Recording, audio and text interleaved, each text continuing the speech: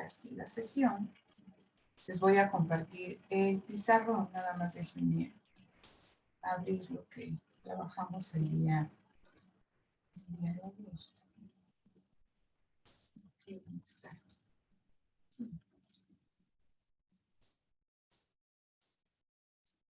A esos videos me refería a que si habían visto los videos de la evolutiva que todavía no habían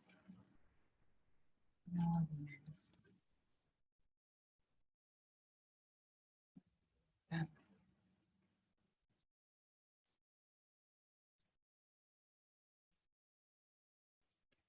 Ok, a ver, entonces les comparto rápido. Ahí ver cuando lo puedan ver.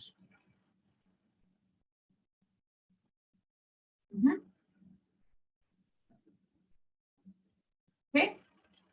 Ya ¿Ya se ve, lo pueden profesor. ver? Ya se ve. Ok, déjenme. Bien, entonces, recuerden, rápidamente, unos 15 minutos. Recuerden que en este análisis evolutivo de Nelson y Winter nos habla que la empresa, para responder a un entorno cambiante, tiene que estar continuamente buscando formas de hacer las cosas, pero decimos que también en este medio entorno cambiante existe pues cierta estabilidad, entonces que mientras las condiciones se mantengan relativamente estables, implementar rutinas de búsqueda sería costoso e innecesario.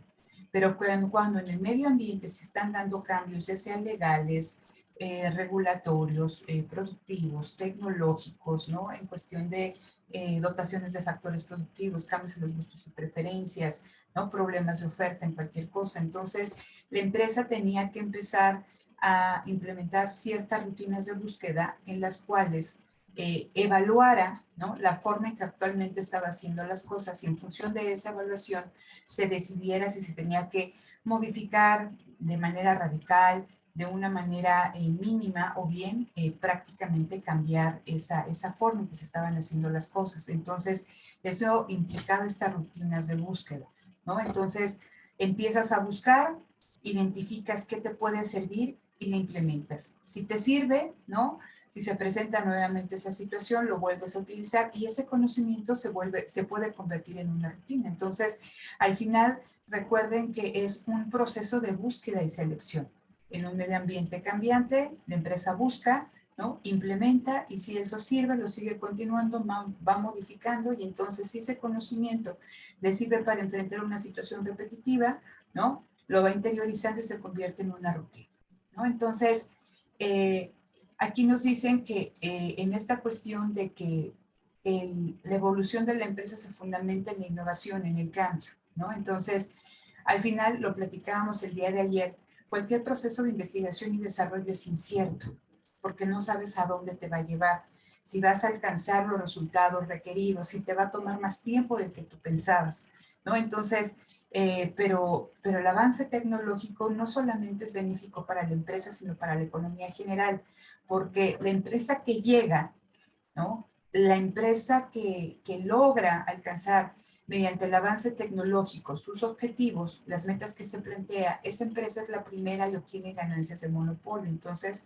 esa diferenciación le permite, ¿no?, solucionar ese problema, diferenciarse, que el mercado lo acepte y posteriormente para la sociedad es benéfico lo que hizo esa gran empresa porque empieza un proceso de copia, ¿no?, y ya más adelante de socialización de esa innovación, ¿no? Entonces, recuerden con los medicamentos que una empresa tiene el medicamento durante cierto tiempo con una patente, después esa patente se socializa y ya el medicamento es mucho más barato y es genérico, pero también que lo que haga una empresa va a ser imitado, a eso me refiero con la copia, ¿no? Que es imitado por otras empresas y entonces ese avance tecnológico se va diseminando al resto de la economía.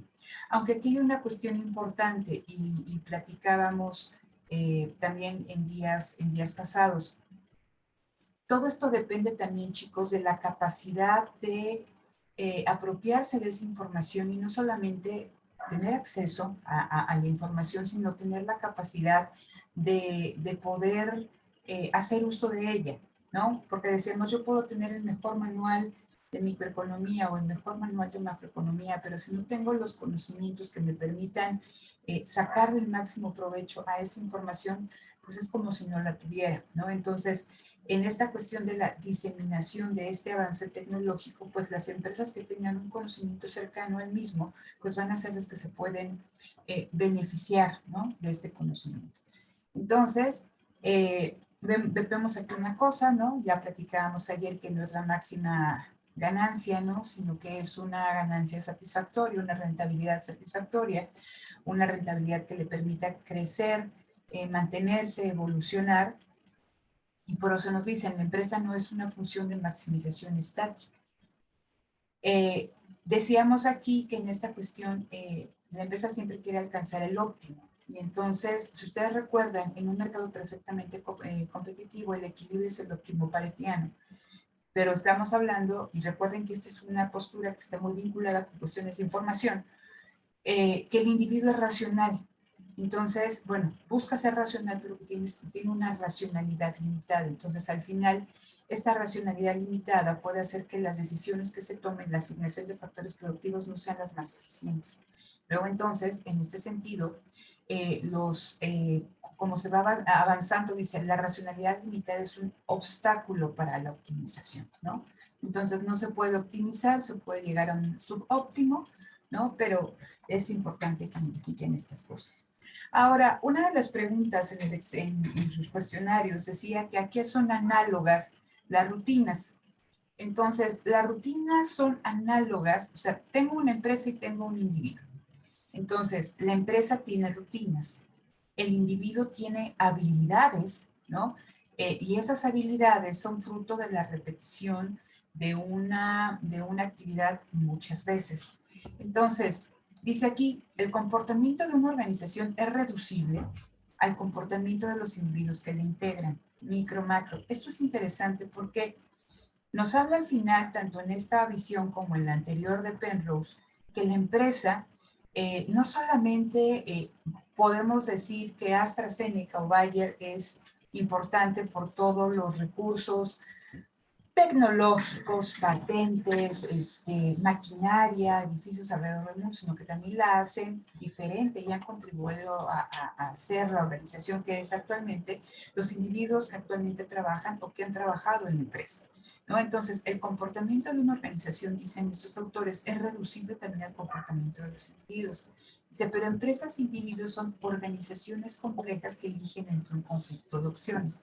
Regresamos nuevamente a la cuestión de información. Entonces me dice, ya sea una empresa, ya sea un individuo, continuamente están tomando decisiones, ¿no? Están tomando decisiones. Y recuerden que en una decisión eliges entre una opción y otra.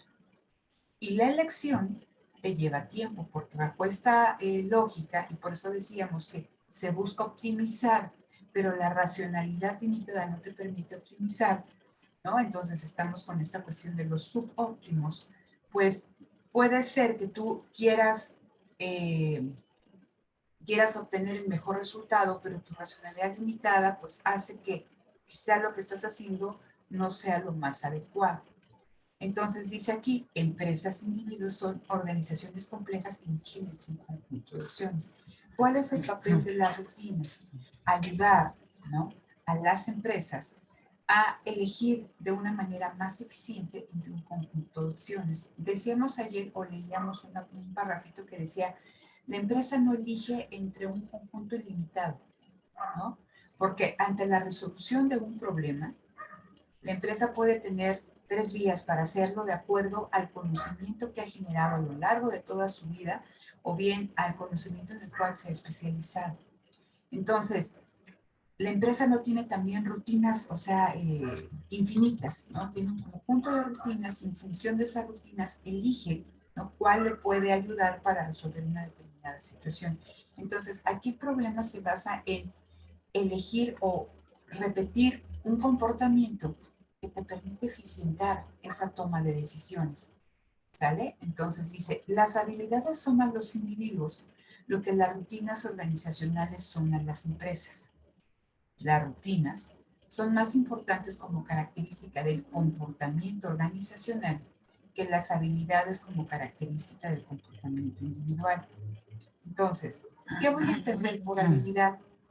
Capacidad para una secuencia suave de comportamiento. Lo hemos estado platicando desde ayer, que es una rutina, un patrón estable de comportamiento.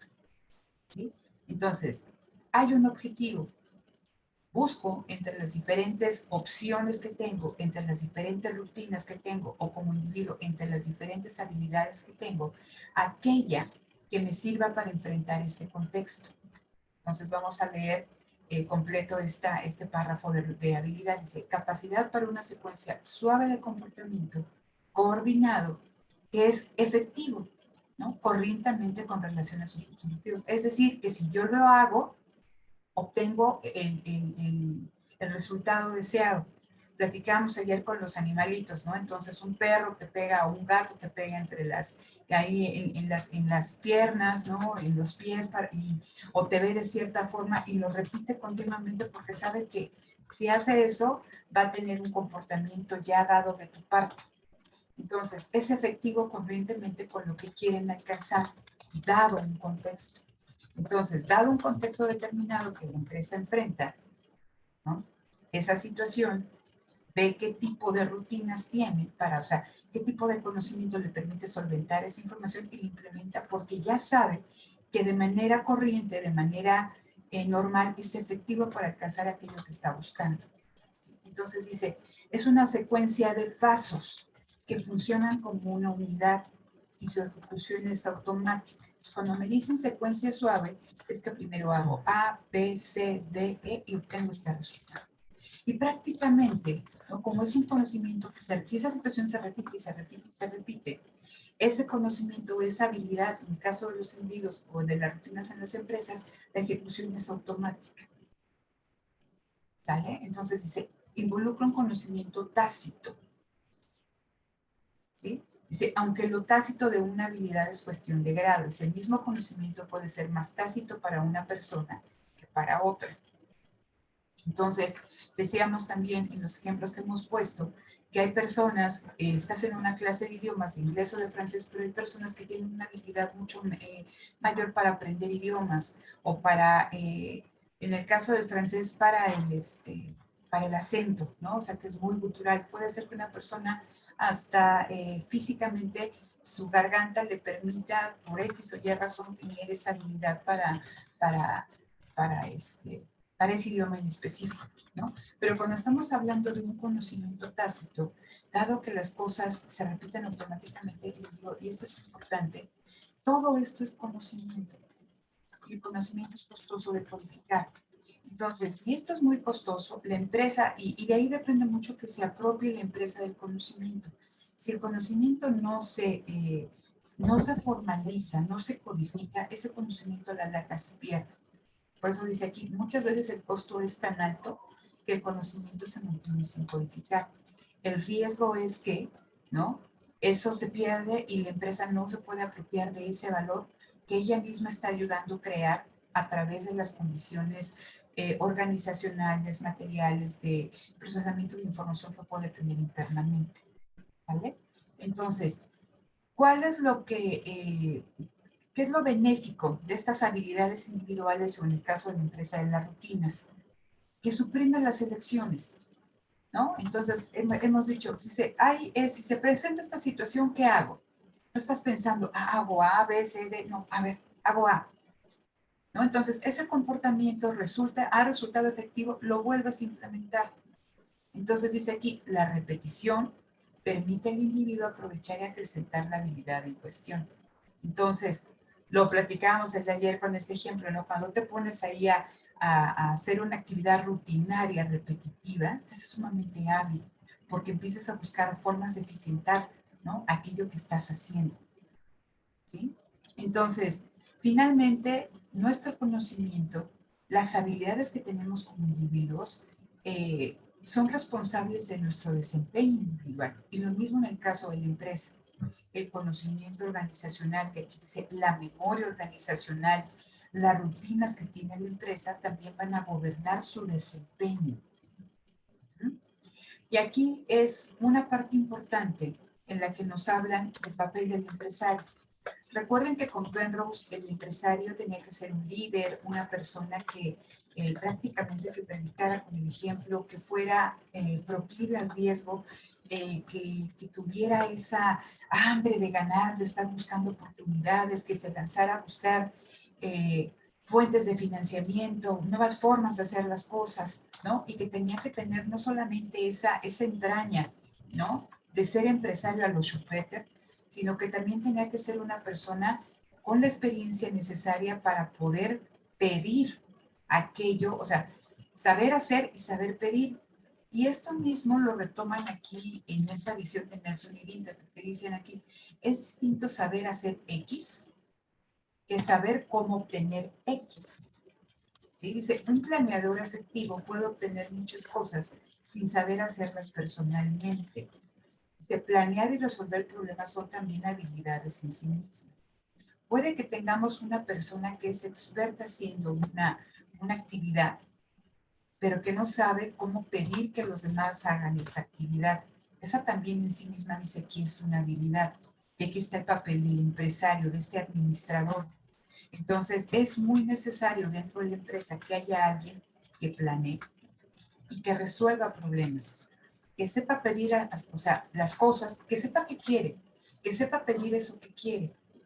Porque hay ocasiones en que tú tienes este líder, este administrador, pues que no sabe ni qué te está pidiendo. Y eso también es un problema para la empresa. Por eso dice, la capacidad administrativa, en este caso, ¿no? El empresario, dice, quien planea y resuelve problemas es una habilidad en sí misma y es muy importante, ¿no? Entonces dice aquí, estábamos hablando de toda esta cuestión endógena de la empresa. Dice, un individuo o empresa que no sabe hacer las cosas por sí mismo necesita de la posesión en algún momento de la habilidad que está demandando. Debes de conocer el nombre de la habilidad requerida. Dice, y obtener la habilidad requerida genera un costo. La empresa debe buscar adquirirla a un precio razonable.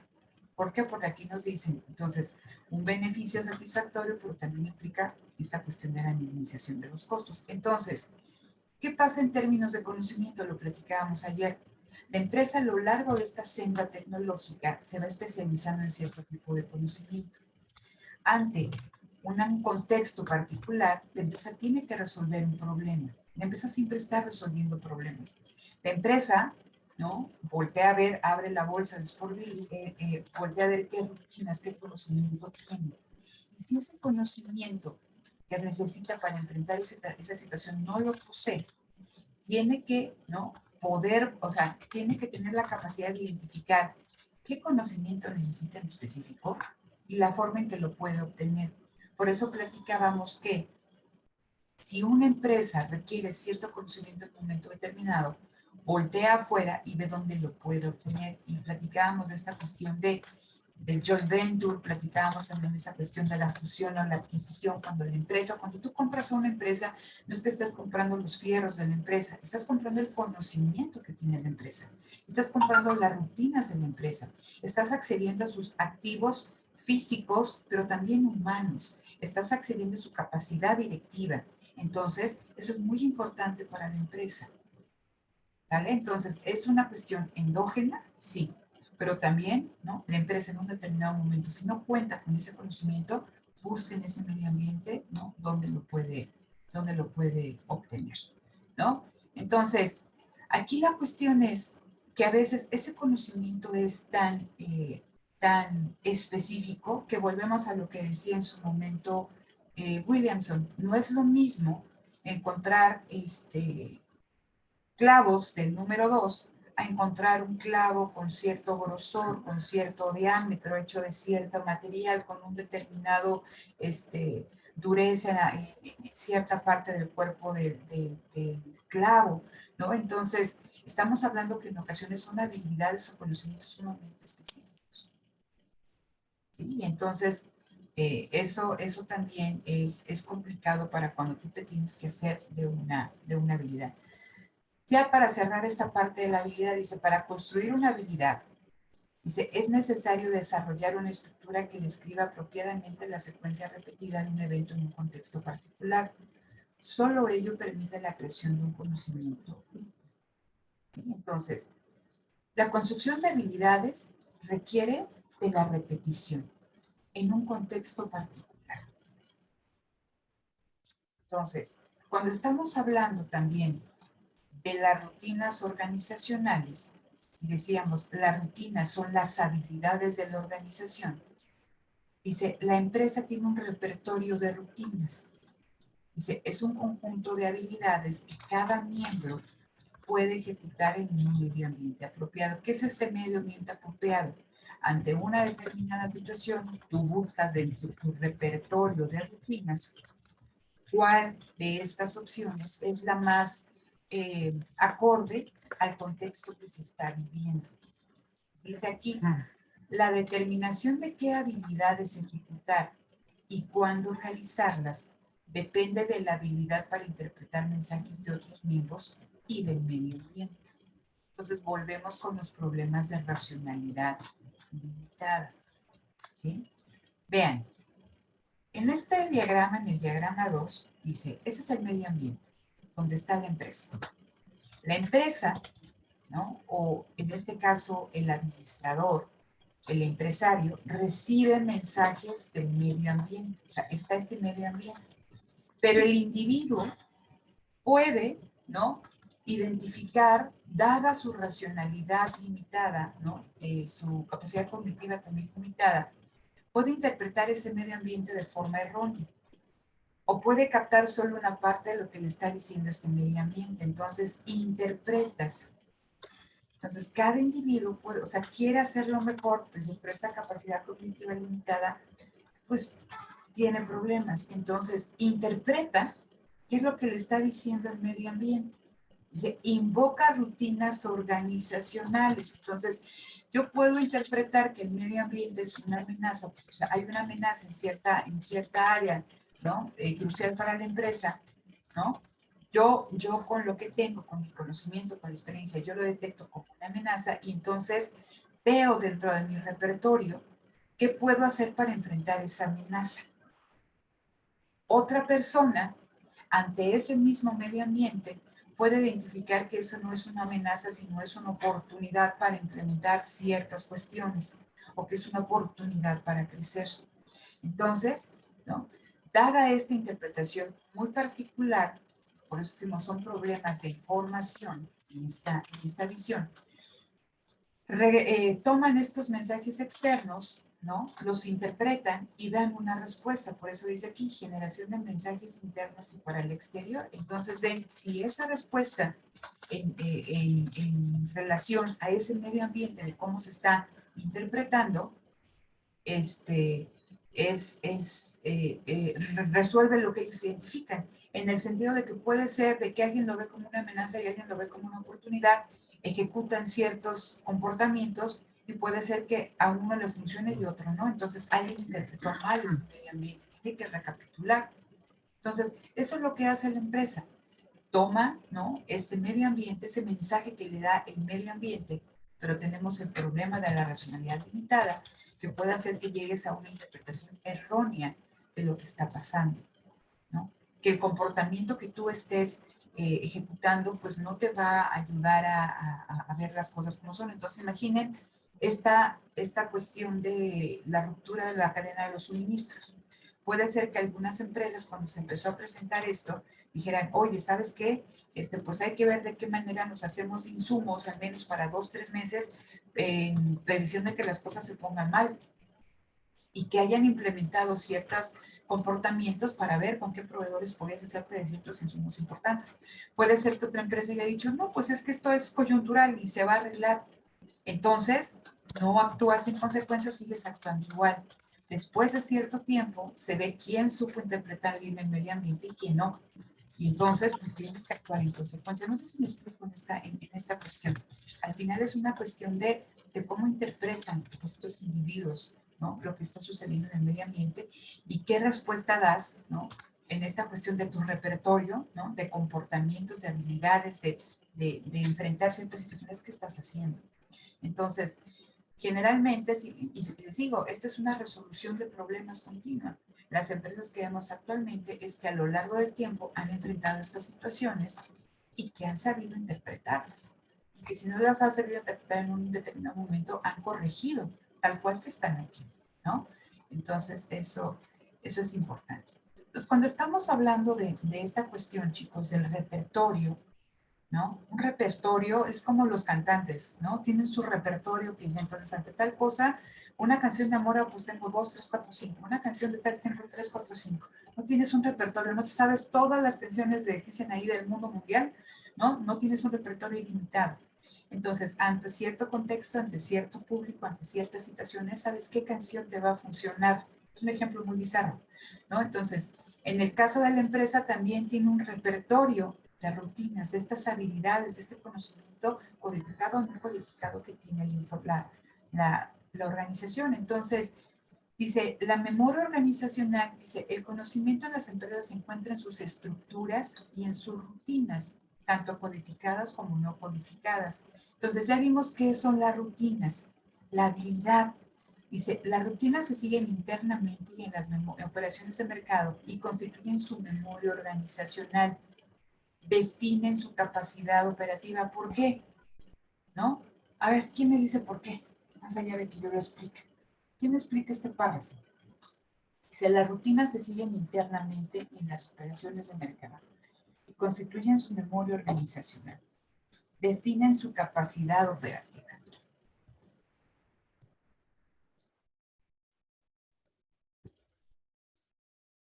No les voy a hacer así en el examen, ¿eh? A ver, tomo mi diapositiva, explícame este párrafo.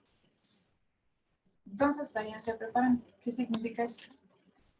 Pues lo de la memoria organizacional es que, como decimos que las empresas utilizan las rutinas para afrontar cosas que le aparecen en su entorno, estas rutinas pues son muy comunes, entonces constituyen la memoria organizacional porque se podría decir que es todo el repertorio que tiene la empresa de cómo afrontar el medio ambiente y la capacidad operativa eh, pues porque las rutinas lo que hacen es cómo va a afrontar la empresa ciertos problemas que se le presentan.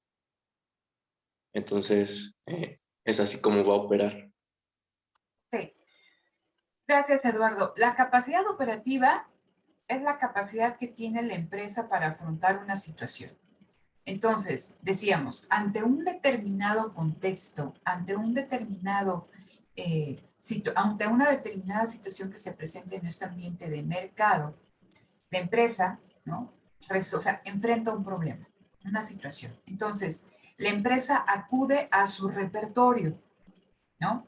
Ese repertorio no es ilimitado. Entonces, ante una situación de falta de insumos, puedo tener la opción A, la opción B y la opción C. ¿Vale? Entonces, la empresa elige aquella rutina, aquel comportamiento, aquella secuencia suave, ¿no? De actividades que ella cree que le van a permitir resolver esa situación de la mejor manera. Y por eso dice, lo que hace la empresa va a definir su capacidad de operar, la capacidad en la que va a enfrentar esa situación. Entonces, ustedes imaginen, a ver, ante un asalto, generalmente, ¿no? ¿Qué hacen las personas? Sacan las cosas y ya. Tiene cierto, o sea, no pone resistencia. Porque o sea, ya en este mundo loco, ¿no? Aquí te dicen, ahí está. Define tu capacidad de acción. En el caso de la capacidad operativa, entonces, ante una situación no eliges entre múltiples opciones, están acotadas. Y ante esta cuestión, ¿no? Que al final, a lo largo del tiempo, dicen, es la memoria organizacional de la empresa, define la forma en que opera. Entonces, platicábamos, si una empresa en un determinado momento identifica que en el medio ambiente puede haber problemas para hacerte de suministros, entonces tengo una opción, seguir como estoy, ¿no? Establecer o ver con mis proveedores actuales si me pueden mandar más suministros y ahí los tengo almacenados, ver si puedo establecer relaciones de proveeduría con otros proveedores, no necesariamente del país, sino de otro lugar, ¿no? Entonces, tiene la opción A, la opción B y la opción C.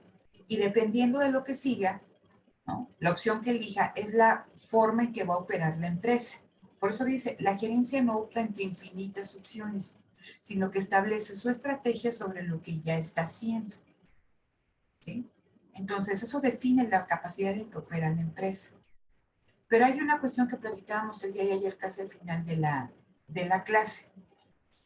Entonces, la empresa, tal cual como nos dicen, en nuestro medio ambiente dinámico, pero también estable, la empresa normalmente opera de manera automática, ¿no? Realiza comportamientos de forma inercial, pero dice aquí, las rutinas son importantes, sí, te permiten resolver situaciones de manera rápida, eficientar la toma de decisiones, ¿no? La complejidad de la toma de decisiones.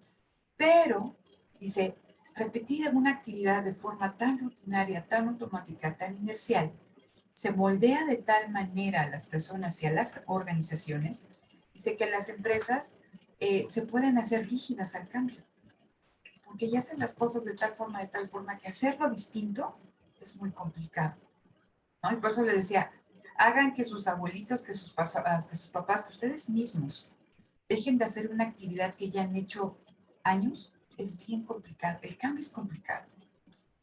Entonces, dentro de la empresa también se crean rigideces, o sea, lo mismo que le pudo ayudar, las rutinas que le pueden ayudar a la empresa a ser exitosa y a sacar las cosas de manera ágil, también se pueden convertir en una cuestión peligrosa porque te hacen reticentes al cambio, te dan rigidez. Entonces dice, empresas e individuos es más fácil que sigan haciendo lo que hacen, están mejor preparadas para continuar haciendo lo mismo que para cambiar. Entonces cambiar es complicado. Identificar, o sea, realmente leer lo que te está diciendo el medio ambiente es bien complicado. Porque estás en tiempo real, ¿no? Recuerden, o sea, esto es la toma de decisiones en tiempo real. Y puede ser que lo que nosotros percibamos, ¿no? No sea realmente lo que está sucediendo. O puede ser que realmente estemos percibiendo lo que está sucediendo. Y ya de ahí, ¿no? Decidir qué vamos a hacer es riesgoso, es incierto. Entonces, tanto con los individuos como con las empresas. ¿Sale? Entonces, nada más aquí, me pasé de los 15 minutos que yo quería, ¿no? Vamos aquí, ¿no? Entonces, la empresa, para enfrentar este medio ambiente incierto y dinámico, diseña de manera general una estrategia. ¿Sí? La estrategia, lo platicamos al final también ayer, dice, es un conjunto de compromisos amplios hechos por la empresa, ¿no? Ahí establece sus objetivos, a dónde quiero llegar, cómo los voy a alcanzar, ¿vale? Es la política de la empresa. A ver, entonces yo voy a establecer una política de 0 defectos, ¿sí? De la máxima calidad con los 0 defectos. ¿Ok? ¿Y cómo lo vas a hacer? ¿De qué manera internamente vas a asegurar la máxima calidad de tus productos y 0 defectos? Entonces, la empresa debe de tener una estructura que le permita llevar a la práctica eso que está diciendo, ¿no? En términos amplios, estos compromisos sobre esta estrategia. Entonces, platicamos, ahí lo tenemos aquí. ¿Qué es la estructura? ¿Cómo se organiza y cómo opera la empresa? Entonces, si esa empresa en su estructura no tiene prácticas de aseguramiento de calidad, no tiene un departamento de gestión de la calidad, no tiene áreas para guardar producto no conforme, ¿no? No tiene prácticas de estandarización, pues es muy difícil que, o simplemente no tiene un presupuesto, ¿no? Acorde a lo que quiere, o no tiene el capital humano profesionalizado en esa área, pues su estrategia jamás va a encontrar buen puerto porque la estructura de la empresa no le permite implementar esa estrategia. Por eso dice aquí, cómo se organiza la empresa, cómo se gobierna la empresa, cómo se toman decisiones, cómo se realizan decisiones.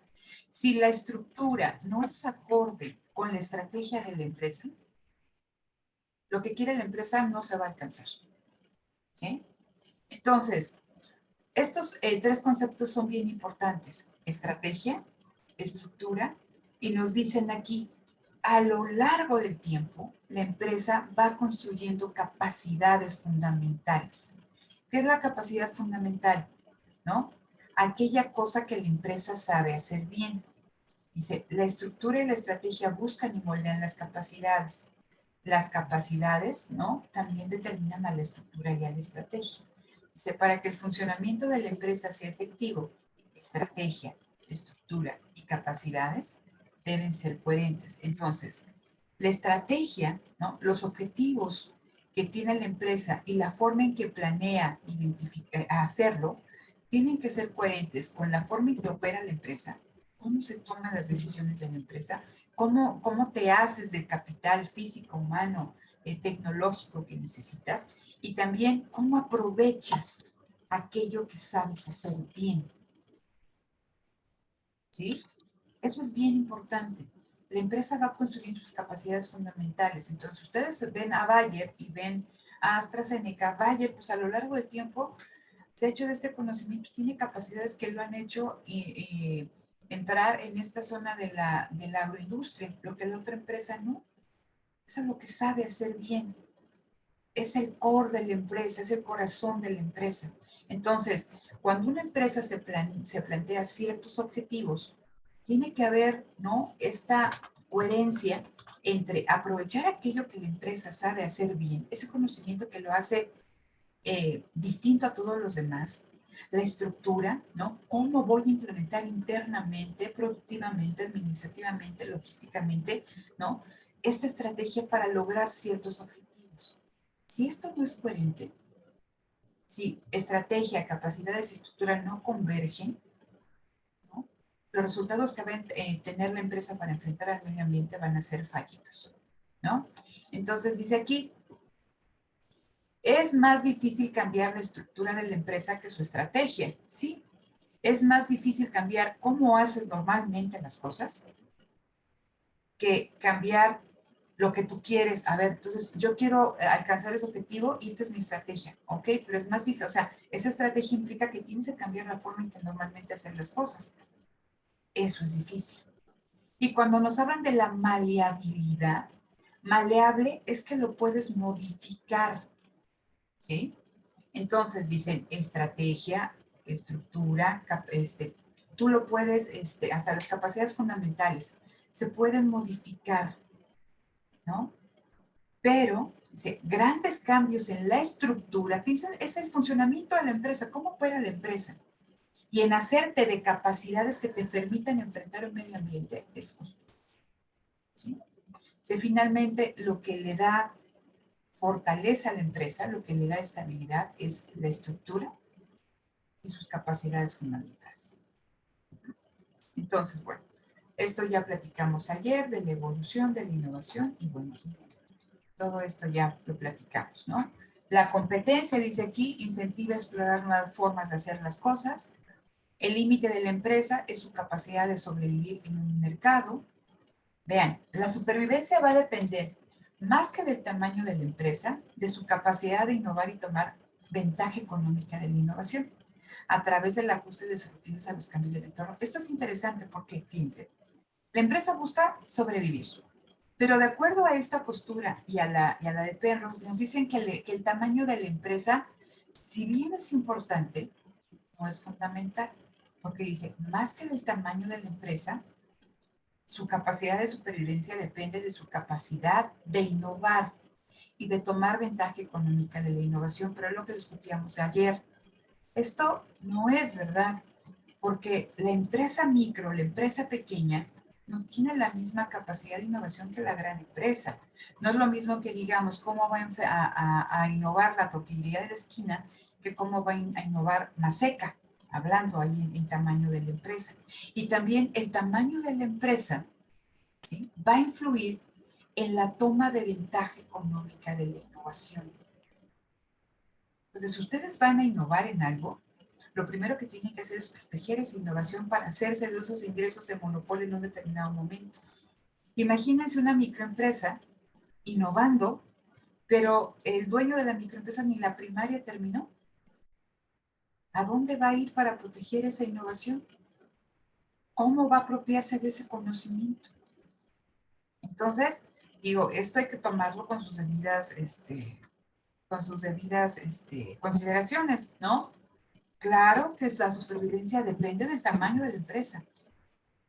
Claro que sí. O sea, esto es fundamental, ¿no? Entonces, decía, más que del tamaño de la empresa, el tamaño de la empresa es fundamental en la capacidad de supervivencia. Vean ustedes, en este contexto del COVID, qué empresas fueron las que desaparecieron. ¿Sale? Entonces, ya nada más dice capacidad de innovar, no es fácil de adquirir, ¿no? Etc. Entonces, dudas con esta cuestión aquí de Nelson y Winter para poder entrar ahí a lo de Corea. ¿Alguna cuestión aquí con estos autores? ¿Algo que siga quedando ahí en el tintero, estimados?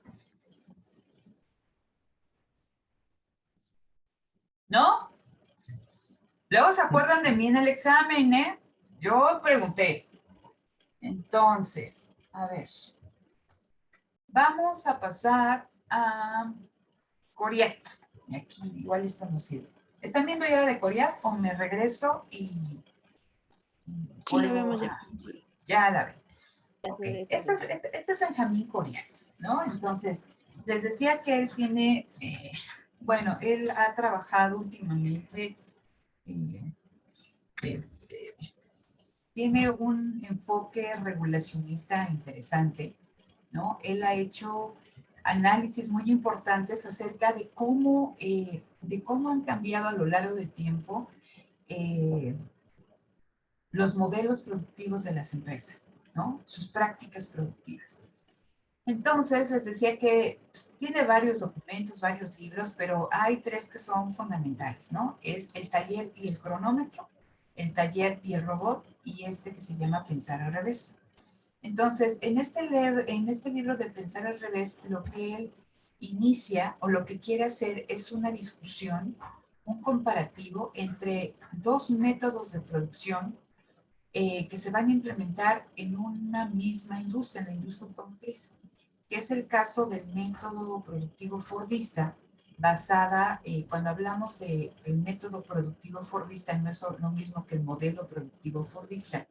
El método productivo fordista, estamos hablando que es Taylorismo más mecanización. Y en este caso, el método Toyota, la forma de producir de Toyota. Lo que me gustaría que ustedes identificaran es que ambos métodos productivos que después se homogeneizan, es decir, se toman como referente para que produzcan otras empresas, sean del mismo ámbito productivo o no, responden a condiciones macroeconómicas diferentes. ¿A qué me refiero? Nosotros vimos a Ford, ¿no? Platicábamos de toda esta cuestión de la producción en masa que se va a gestar en la posguerra, después de la Segunda Guerra Mundial. Entonces, hay una reconversión de todas aquellas empresas que habían estado dedicadas a la producción militar. También se empiezan a implementar en la práctica civil muchos descubrimientos que se dieron durante la Segunda Guerra Mundial. Y entonces, la capacidad productiva principalmente de los Estados Unidos estaba, o sea, era enorme. Entonces, imagínense esa reconversión, ¿no? Militar a lo productivo. Había una producción en masa, ¿sí? Entonces, el capital tiene que obtener este beneficio y para obtener beneficio tiene que vender. Entonces decíamos, ¿de qué manera hacemos que la producción en masa tenga como contraparte un consumo en masa? Y platicábamos que fue fundamental crear poder adquisitivo para ¿no? Para todos los individuos, para los consumidores. Entonces, una gran parte de la población se incorpora al sector manufacturero, que obtiene un ingreso, pero ese ingreso va a estar indexado a la productividad. ¿Qué significa? Que si yo como trabajador acepto las normas, las prácticas productivas dentro de la empresa y contribuyo a que la empresa cada vez produzca más, ¿no? Mi salario va a aumentar a medida que aumenta la productividad de la empresa. Entonces, ¿qué está pasando? Que una gran parte de las personas se incorpora al mercado de trabajo, tiene un ingreso y ese ingreso constantemente está creciendo. ¿Qué tiene o qué significa esto? Poder adquisitivo. ¿Y por qué es importante el poder adquisitivo para la empresa? Porque del poder adquisitivo de los asalariados depende su capacidad de compra, ¿no? Decíamos, ¿qué pasa con todos aquellos individuos que no están insertos en un mercado de trabajo? El estado de bienestar.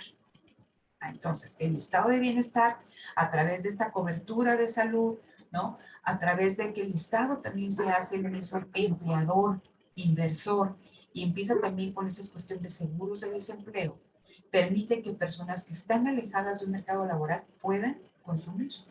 Y también tenemos el crédito, ¿no? Entonces, hay una dirección del crédito que permite que las empresas también puedan obtener una gran cantidad de todos estos bienes que se estaban generando en ese momento, electrodomésticos, autos, casas, a crédito, ¿sí? Entonces, se crea este mercado de masas, este consumo de masas y esta producción en masas. En ese contexto, la empresa verticalmente integrada, porque recuerden que tenemos economías de escala, que integras, ¿no? La internalización de actividades te permite producir un montón, bajar los precios, o sea, bajar los costos dada esa producción tan grande y tener precios más competitivos. Entonces, ese modelo de empresa fue perfecto, fue acorde a estas condiciones macroeconómicas que se crearon. Pero ¿qué pasa a partir de los años 70? Hay una ruptura de este modelo, ¿sale? Y entonces las empresas empiezan a ver disminuidos sus beneficios. ¿Qué generalmente hacen las empresas? Oye, pues ¿sabes qué? Pues vamos a vender más, pero el mercado en Estados Unidos empezaba a estar saturado. Entonces, ¿a dónde vamos a vender? Pues vamos a vender en países que tengan el poder adquisitivo para comprar nuestros productos. El problema es que también, ¿no? Iban a enfrentar esa competencia internacional. Entonces dices, ¿qué haces? Pues hay que bajar los salarios. Pero hay un problema, porque los salarios se determinaban colectivamente a través de los sindicatos. De 40 a 70 ha sido el periodo más importante, ¿no? De la lucha sindical, del poder de negociación sindical. Entonces, los sindicatos tenían esa reticencia, ¿no? A que sus afiliados se les bajara el sueldo. ¿Cuál es la solución de las empresas? Ok. Entonces empiezan a deslocalizar actividades. ¿Qué significa? Que si entonces yo tenía una empresa, ¿no? Hacía cierta fase del producto dentro del grupo corporativo Ford, las llantas, pues ahora ya no fabricamos aquí, sino lo llevo a o creo una empresa que esté fuera de Detroit, donde las personas que trabajan ahí no tengan una tradición sindical y que puedan recibir salarios más bajos. O bien, me lo llevo a la frontera en México y empiezo a fabricar ahí. Entonces, ahí está cuestión de las cadenas globales de valor. Empieza esta deslocalización internacional de la producción, que antes estaba concentrada en un lugar, tanto regional, o sea, regional espacialmente como dentro de una misma empresa. Entonces, la empresa se empieza a desintegrar, esta empresa verticalmente integrada se empieza a desintegrar y se empieza a deslocalizar a donde estaba y a localizar en otros países. Y esto trae, híjole, bueno, movimientos bien interesantes, ¿no? En términos de capital y de toda esta cuestión de la inversión. ¿Cuál va a ser el gran problema a nivel macroeconómico? Que con esta ruptura muchas personas empiezan a perder sus empleos. Y entonces, ¿no? Hay una lucha, ustedes pueden ver con Reagan y con Thatcher, hay una lucha brutal contra los sindicatos. La quiera desaparecer a los sindicatos, ¿no? Y pegarle al ingreso de los trabajadores. Entonces, a partir de ahí, hay un deterioro constante del ingreso de los trabajadores. ¿Y cuál es el problema? Que pues ahora solamente pequeños segmentos de lo que antes era una amplia clase media, esta clase media se va haciendo cada vez más pequeñita, ¿no? Y algunos segmentos son los que pueden consumir. Entonces, ya no me funciona la producción en masa. Ahora tengo que buscar una nueva forma de hacer las cosas. Y aquí viene cómo se implementa lo que ya estaban haciendo en Japón, ¿no? Lo que estaba haciendo Toyota. Pequeños lotes, ¿no? De productos, ya no producción en masa, sino pequeños lotes de productos diversificados Porque antes estábamos hablando que era la producción en masa, ¿no? De productos estandarizados para toda la población. Ahora no. Vamos a hacer, ¿no? Que el chasis, ¿sí es el chasis? Bueno, la parte de un auto, si yo le cambio la parte externa, pueda tener un jet y pueda tener ¿cómo se llama? Este del SEAT, y un Ibiza, ¿no? Comparten el motor, pero lo que cambia es el exterior, ¿no? Entonces estoy ahí utilizando más o menos, estoy diversificando para los diferentes segmentos que me pueden pagar, ¿sí? Entonces, está la producción en lotes. ¿Por qué? Porque esta incertidumbre que platicábamos como ayer respecto a la venta efectiva es enorme. Si recuerdan, como ayer decíamos, ¿de qué manera se puede reducir la incertidumbre? A través del modelo de crecimiento, de una forma de generación de la riqueza, pero también de la distribución de la riqueza.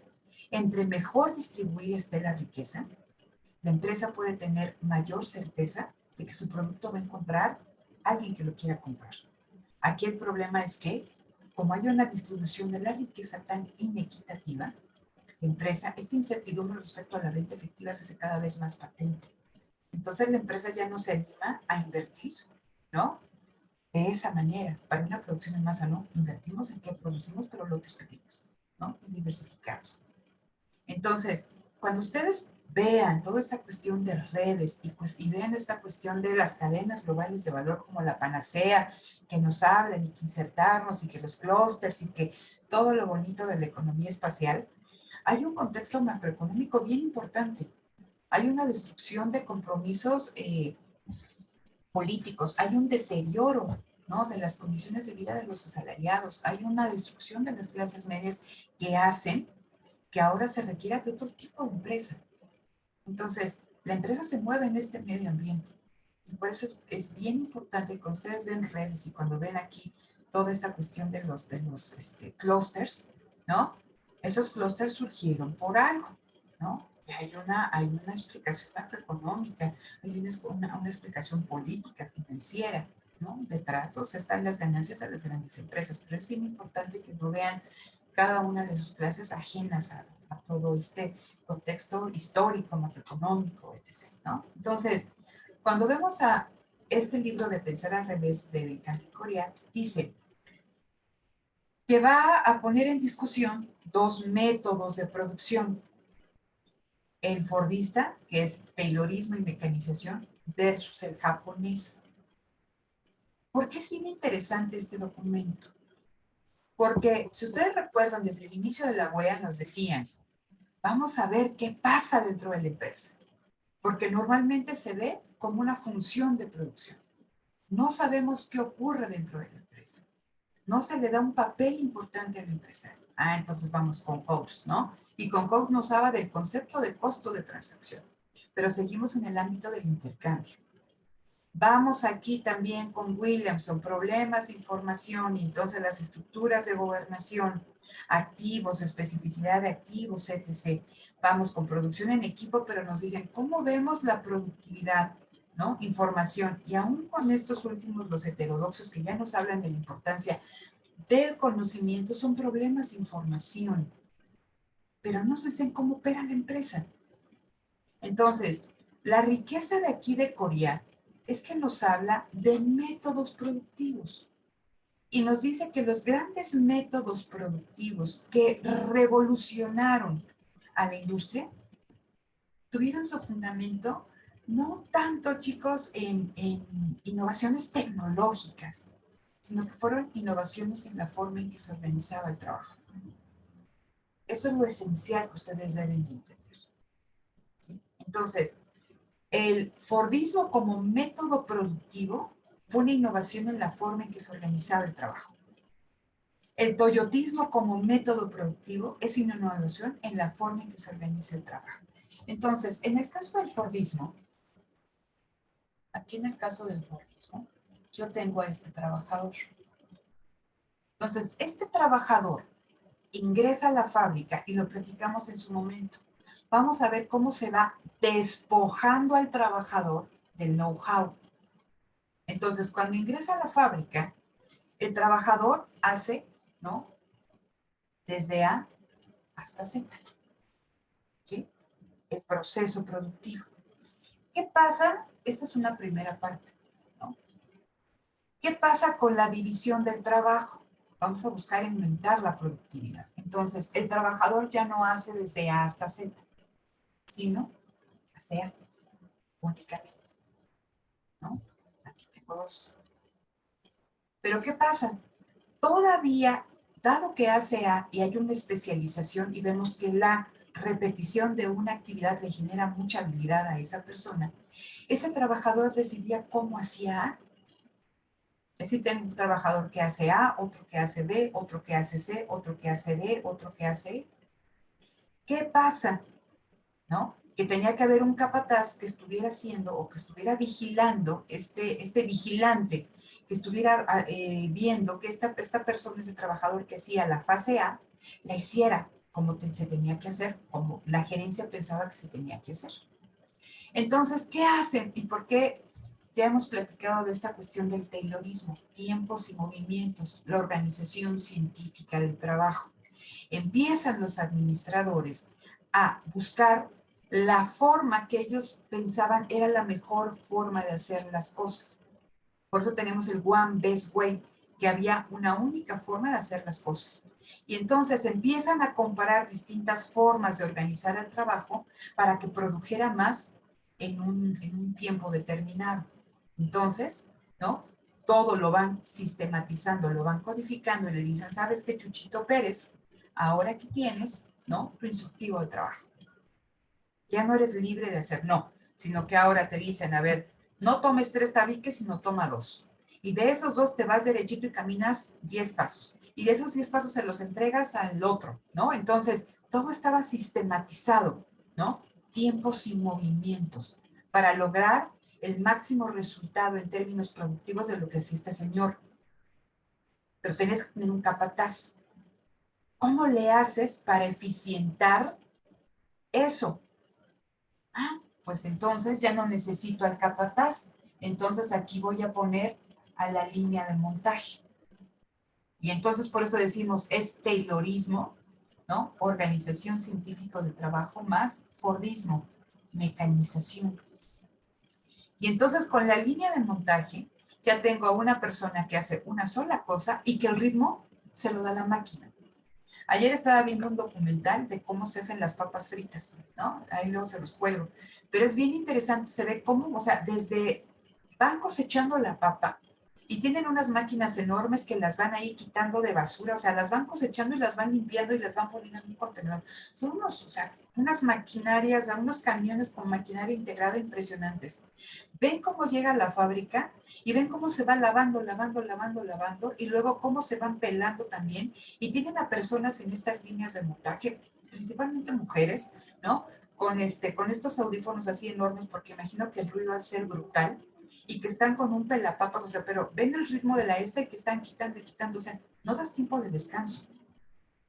O sea, estás buscando la máxima productividad de este trabajador.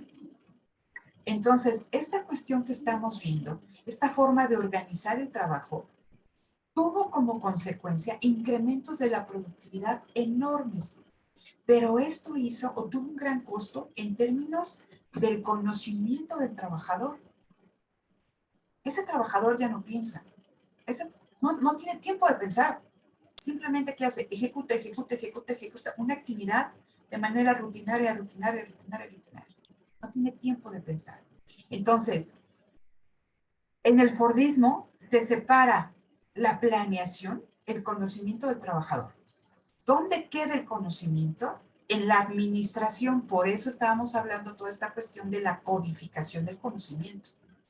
¿Y qué pasa con ese trabajador? Se le despoja de todo aquello que lo pueda hacer diferente. Si se va este señor, llega el otro y le da el instructivo de trabajo y tiene que hacer lo mismo. La máquina le dicta el ritmo al cual te tiene que trabajar, ¿no? Y son fácilmente reemplazables. Ahora, eso tuvo un costo muy importante en el trabajador. Y las empresas, ustedes recuerdan cuando vimos esta cuestión del método fuerza de producción, había una alta rotación de estas personas que no aguantaban el ritmo de trabajo. ¿Qué tuvo que hacer la empresa en consecuencia? Ah, lo que ya les platicaba. Ok, si tú aceptas estas normas de trabajo dentro de la empresa, tu salario anualmente se va a indexar, ¿no?, en función de la productividad. Entonces, si tú contribuyes a aumentar la productividad de la empresa, vas a tener en contraparte, ¿no?, aumentos salariales. ¿Sí? Entonces, pero tú como trabajador tienes que aceptar la norma de trabajo de la empresa. Entonces, esta fue una innovación en la organización del trabajo, en la concepción del trabajo. Y trajo ganancias de productividad brutales.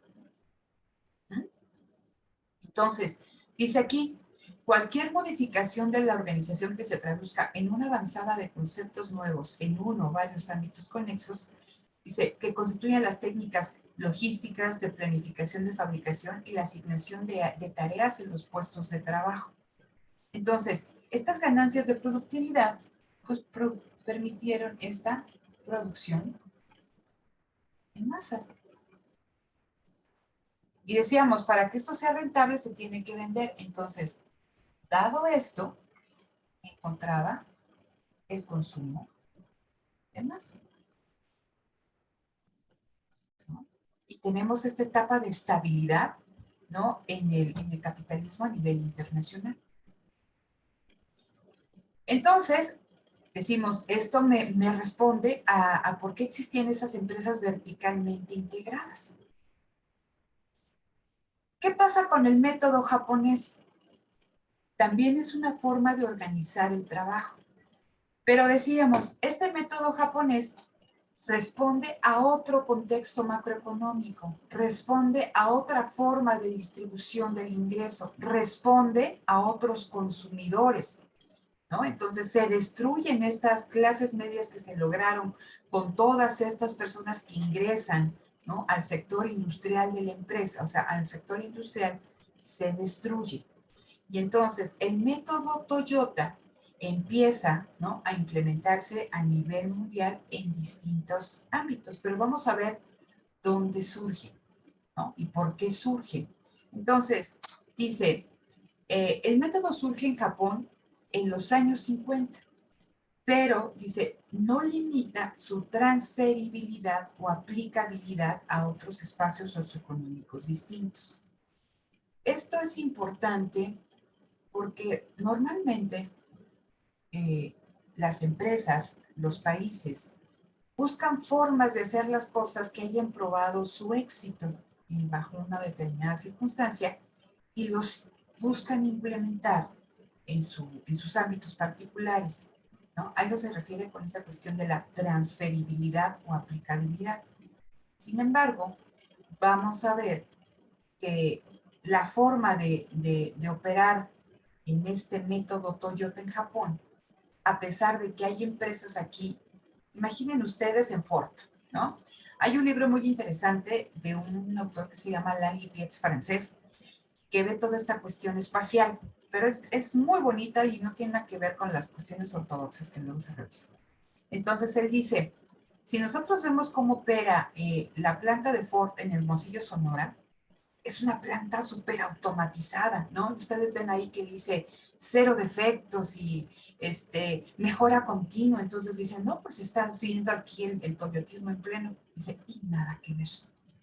Dice, es un toyotismo de pacotilla, porque no tiene nada que ver con lo que realmente estamos hablando de toyotismo.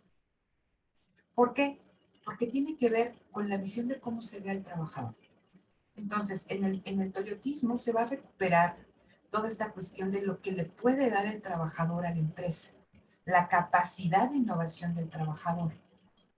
Pero también, ¿no?, se le va a exigir al trabajador ciertas cuestiones, pero también se le tiene que dar, ¿no?, en contraparte, ciertas prerrogativas, que es lo que vamos a ver. Y eso es difícil de generar porque para muchas empresas el trabajador no es un activo, sino es un costo, ¿no? Un costo que es fácilmente, o sea, es algo que es fácilmente reemplazable, no es una inversión, ¿va? Entonces, bueno, dice aquí, pensar al revés, ¿por qué? Dice, pensar al revés, la herencia occidental, transformar cómo se concibe la organización del trabajo. Entonces, vamos a ver cómo cambia toda esta cuestión del trabajador occidental bajo la norma fordista, y ahora vamos a ver esta cuestión taylorista, perdón, onista. Ok, bien, no creo que ya me dé tiempo porque es 11:21. Esto, aquellos que no lo hayan ya revisado, están ahí los videos, está explicado, véanlos. El lunes, vuelvo a hacer una revisión muy rápida de toda esta cuestión de Toyota. Y les digo, responde a un contexto bien particular. En Japón el precio de la tierra es carísimo, carísimo. Simplemente en Tokio, ¿no? O sea, que tú te puedas hacer de una casa es impensable. Y los departamentos, o sea, hay departamentos que no te crees dónde vive la gente. O sea, es pequeñito.